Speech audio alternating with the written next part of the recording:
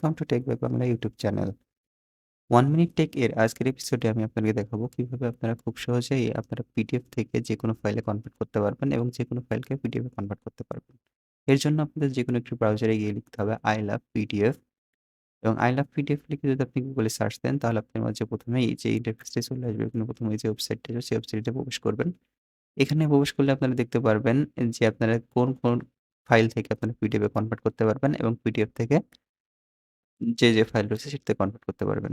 তো আমি আপনাদেরকে দেখানোর সুবিধার্থে জাস্ট ওয়ার্ড থেকে পিডিএফ এ কনভার্ট করে দেখাচ্ছি। Just word to PDF convert এই অপশনটি ক্লিক করলাম। তারপরে জাস্ট সিলেক্ট ফাইল এ ক্লিক করলাম। আমার ডেস্কটপ থেকে আমি একটি ডক ফাইল সিলেক্ট করে দিচ্ছি, ওয়ার্ড ফাইল।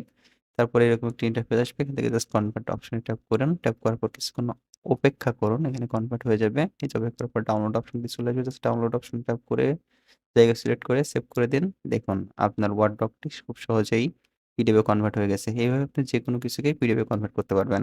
ভালো থাকবেন, সুস্থ থাকবেন, টেক বাংলার সঙ্গে থাকবেন। আল্লাহ হাফেজ।